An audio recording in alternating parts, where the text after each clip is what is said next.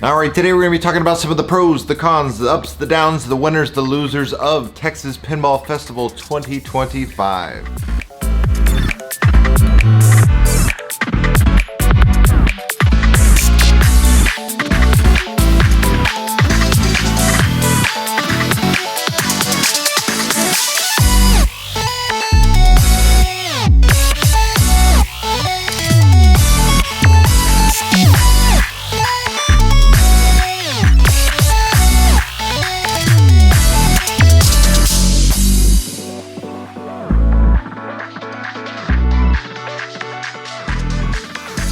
So we're going to run this down manufacturer by manufacturer, and I'll put timestamps down in the video description box below in case you want to skip ahead and just kind of ignore certain manufacturers. We're right now going to start with Spooky Pinball. I feel like they were basically the hit of the festival, if you will, the belle of the ball. Spooky Pinball definitely had the biggest hubbub and the biggest lines and the most crowded anticipation for their latest release, Evil Dead Pinball. Got to play this. First and foremost, this is a wide body pinball. I know some people are just anti-wide body in general.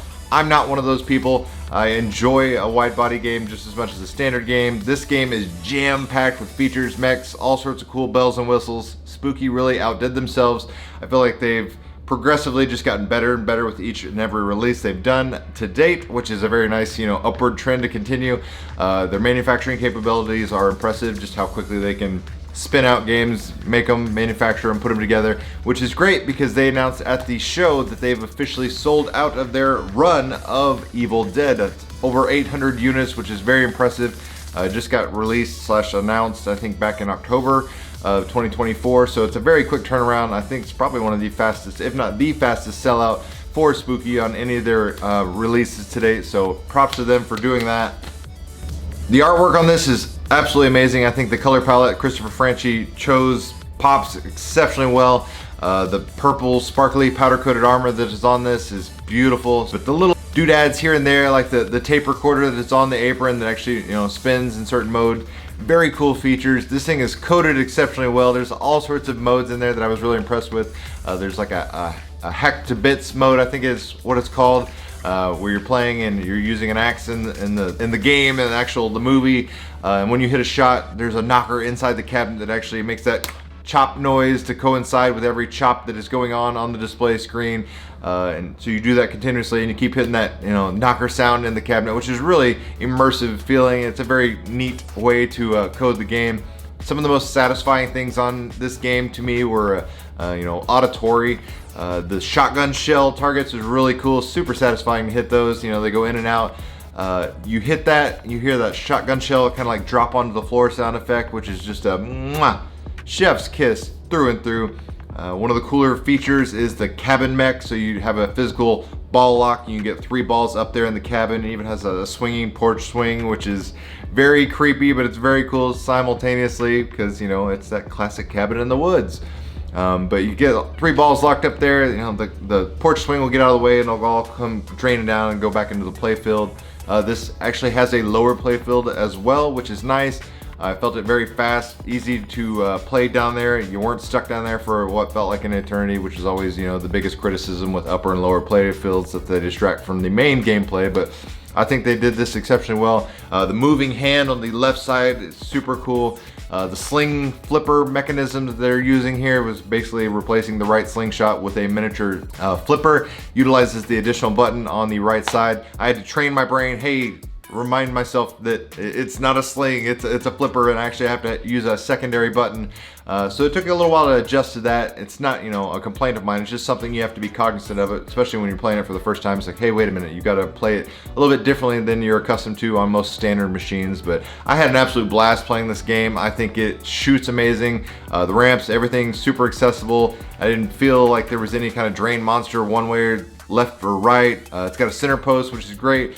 I'm always bad about trusting that way too much. I give it a forward nudge and it still ends up draining down the middle on me. But I had a blast playing this. My only criticism, it's not really a criticism, my only wish that could have possibly made this game better is that it has assets from Evil Dead 1 and Evil Dead 2. My favorite film of the franchise is Army of Darkness, but it makes no sense really to include Army of Darkness into this because the artwork and the theme and everything centers around the Cabin in the Woods. So if you have this medieval type of stuff going on with artwork and, you know, features that are on the playfield that are Cabin in the Woods, it wouldn't mesh well. I applaud them. They did an amazing job on this release. Artwork, game package, sound, shots, flow. I think it's awesome. If you're a fan of the franchise or if you're a fan of Spooky, definitely this is a no-brainer. I'd say get one, but they've already sold out. So if you bought one, enjoy it. Next up, we had the return of Turner Pinball, this time with a brand new game. This was kind of a surprise announcement this week for Texas Pinball Festival. This is Merlin's Arcade, and this felt like an extremely well-polished, well-built machine. You would, you know, if you didn't know any better, you would think one of the other big tier major manufacturers to put this together. So it has some unique playfield and game features that is custom to Turner Pinball. The glass and the lock bar and everything is all kind of one piece and lifts up, which is makes it much more accessible and easier to work on. We got options for stadium lighting, if you will, kind of built into the machine, which is really cool. Merlin's Arcade, I had a fun job playing it. It's pretty straightforward and easy to understand. 3 flipper game, which was nice. I did have some accuracy issues, and this is poor play on my part of trying to find that upper third flipper shot, but once I did, it started to make sense to me. One of the most satisfying shots on the game for sure was a foosball spinner. So this is kind of a prototype sample. They had 2 out here for us to play. So the foosball spinner doesn't have any paint on it. It's just like clear 3D printed, I think it is. They did say it is going to be painted, and you know the final product is not representative of what we saw here, but in my brain, once I hit that thing for the first time, I'm thinking foosball spinners. They, you know, they go around slow. They're not going to be super crazy fast, but that thing is on some sort of ball bearing that is really greased up because that thing flew and it felt so satisfying to hit the shot. In fact, everything was very accessible. It did have a kind of Stranger Things vibe where you were starting a lock by hitting a left ramp and you had to hit 2 targets next to the ramp to light your locks. Very reminiscent of Stranger Things to me, and is very unforgiving. So if you miss the ramp shot or if you hit one of those light locks, it's almost always going to come right back towards your flipper or towards the middle, so you definitely had to be wary of that. They jam-packed, from what I could hear, obviously Texas Pinball Festival is a very loud atmosphere, but what I could hear, there's lots of custom music and callouts that are all unique to the playfield characters, which is nice, so you're not having that repetitive droning music that just kind of goes over and over and loops until you want to pull your hair out. But my hat's off to them. Great job, Turner, for a new surprise there. They also had 2 units of Ninja Eclipse. One thing they didn't have on site though was the cheaper variation of Merlin's Arcade, the arcade version that has kind of some stripped down features, no yellow powder coating or anything like that. One observation / criticism I had of playing Merlin's Arcade was the topper seemed a bit thin and a little bit flimsy. The acrylic they used maybe wasn't braced well enough because every time you nudged the machine you saw it kind of flopping, and it's like, oh wow, that's it's a little bit alarming to see it kind of, you know, flopping in the wind, so to speak, with every kind of gentle nudge on the machine. But other than that, great job, Turner. Then we had the latest release from Multimorphic on the P3 platform, Portal Pinball. First of all, this is the most crazy engineered jam-packed module that they've ever done, hands down, far and away. Absolutely no discussion about it. Anyway, it is the most advanced module they've ever done. If you're not familiar, Portal's a huge franchise in the PC gaming world. It's been around for years, so it'll definitely bring some new eyes to the pinball space, which is always good.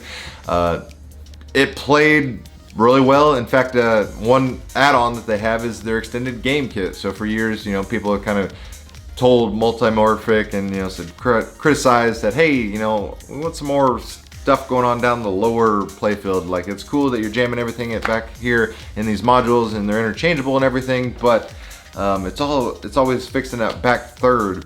We want something down here in the lower half, and now they have the option with the extended game kit. You get more shots added on there, and it doesn't necessarily like affect the trajectory of the standard base kit shots, which is nice. One thing I was a little kind of concerned about is maybe the longevity of it, because first of all, I'm not an engineer, but just looking at it and seeing it operate and, you know, playing it, the ramps and the lifting mechanism, it seems like there would be a lot of stress on that hinge mechanism that would lift these ramps and get them out of the way, because they do kind of go up and down and clear a path for different modes and different activities that are going on. So time will tell how well that works. And when it comes to like wow factors in pinball, Portal has a few of them. It's got a couple of aerial mechanisms.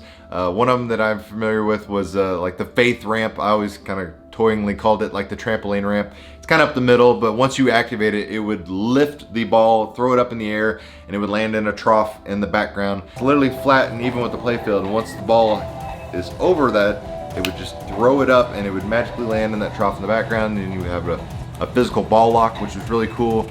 These modules get more advanced, more impressive, and I had a heck of a time playing Portal, and it's so impressive, like I said, with just the playfield features and what they do.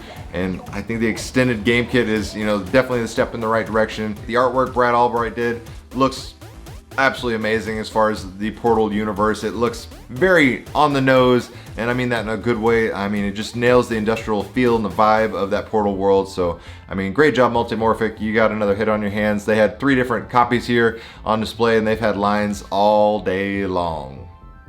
Stern came out hot and heavy again with Dungeons and Dragons in full representation. They had a nice little dungeon decor set up with like little flaming pots and everything. This is the first time I got to play Dungeons and Dragons since a couple of new code updates that came out. Definitely got to see some new code polish. Definitely feels a little more refined than the earlier versions I played. And I got to see some new animations and hear a couple of new callouts, which is very nice. Still enjoy playing the game. It's a fun one. I think it's selling well for them. So I'm happy that's going well for Stern, and I hope they keep on keeping on.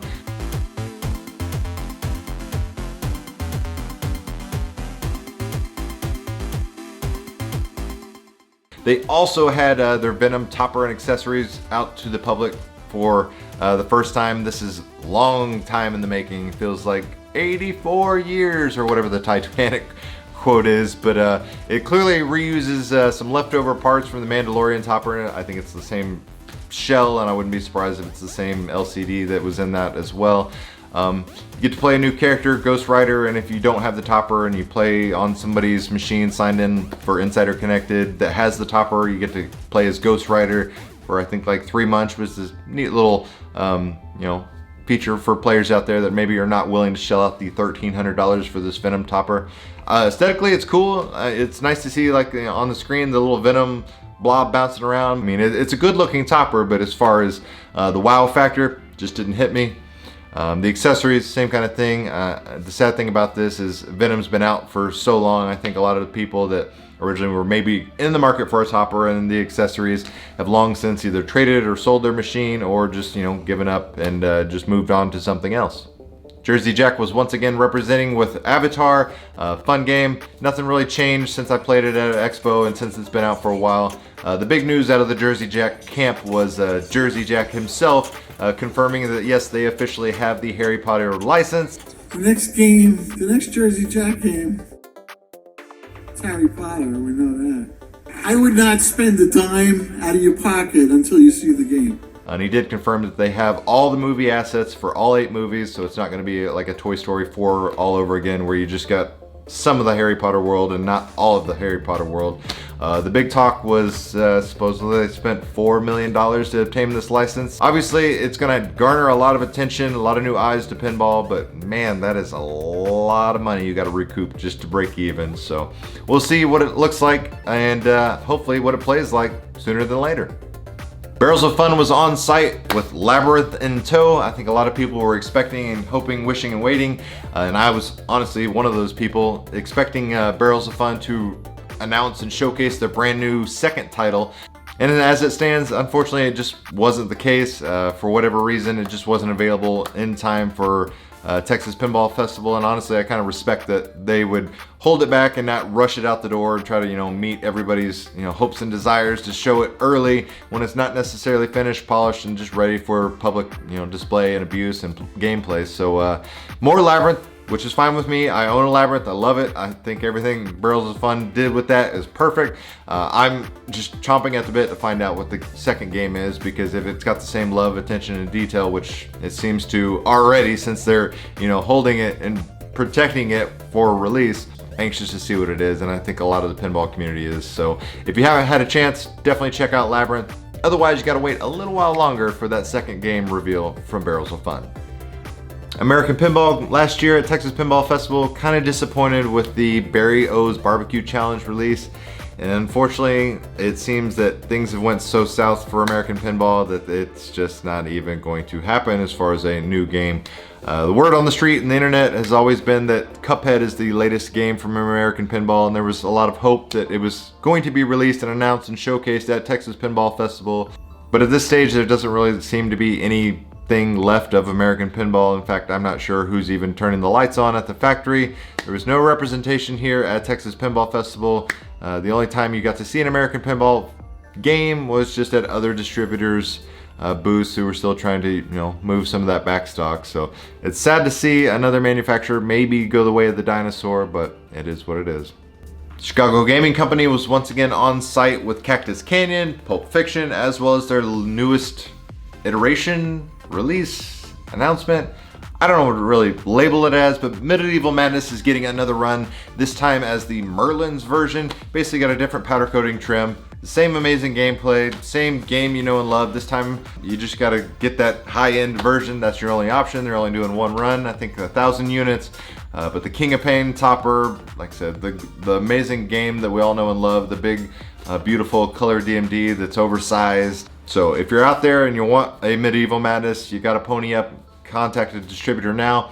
They also had the long-awaited Lyman Sheats add-on code kit for Cactus Canyon, which actually has a different saloon mechanism that you can add on and physically changes the way the game plays, specifically around like the Bart shot, which is really cool. I got to play it, got to check out some of the new modes, some of the new callouts, because it's got brand new callouts and animations we've never seen before, and of course the vision finally being completed that was Lyman Sheats' original vision for this game. So definitely give it a chance if you have a Cactus Canyon. Obviously 10 additional modes is something you're going to want in your life if you are an owner of Cactus Canyon, but otherwise definitely check it out any chance you can get. And that was it for Chicago Gaming Company.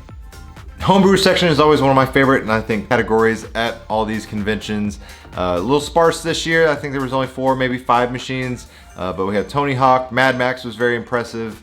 There was an Addams Family black and white, which it's still Addams Family, the same gameplay you know and love, but the attention to detail aesthetically that this was done, literally top to bottom, head to toe, in the black and white color scheme. Really beautiful artwork. Greatest Showman's another standout. Saw that at Expo last year. It's a great game, but again, smaller footprint this year than I was kind of expecting from the homebrew crowd, but that just means the mad scientists are still busy back at their labs trying to create some amazing pinball for us later on in the year. And overall, Texas Pinball Festival felt a little bit thinner this year in terms of total pinball machines available to the public. There wasn't as many big, huge new company announcements this year as previous years, but it was still a very enjoyable experience. I had a blast. As always, I still love the carpeting. It does huge wonders for my legs and my knees after being on my feet for 3+ days playing pinball non-stop. There were a couple new vendors and marketplace items out there that I did come across while I was out here at Texas Pinball Festival. Multimorphic has their own version of invisible HD glass, whatever you want to call it. I think they're calling it Pin Glass Plus. They were taking on-site orders for $150, which is crazy reasonable, especially considering other manufacturers are selling similar products for the above $200 price point. Pin lights were here. My personal preferred vendor for stadium lighting. I think they're just an exceptional value, bang for your buck, and they just work amazingly well. So I was happy to see them on site, physically represented with a vendor booth, and I know a lot of people that are just huge fans of the product. And a couple other vendors seemed like they were missing. I heard chatter amongst everybody that maybe some of the overseas vendors got hung up in the airports because there was definitely some holes, especially in the back corner where there was things roped off for a vendor display, but there was absolutely nobody there. In fact, there was this kind of cute little drawing pad area where people are drawing different characters on a notepad instead of where the vendor was supposed to be. But overall, Texas Pinball Festival, another amazing experience. Wasn't as big for huge announcements, but as far as solid pinball gameplay, where else can you get it? Wasn't as big of a year for huge announcements, but in terms of a solid, well-run, organized show, can't ask for anything more. So guys, let me know in the comments below, what was the standout for you, whether it be a game you played or an announcement you heard coming out of Texas Pinball Festival this year. If you enjoyed the content, make sure you hit the like button, share this video with your friends if you found the information helpful, and as always, thanks for watching guys, it really means a lot.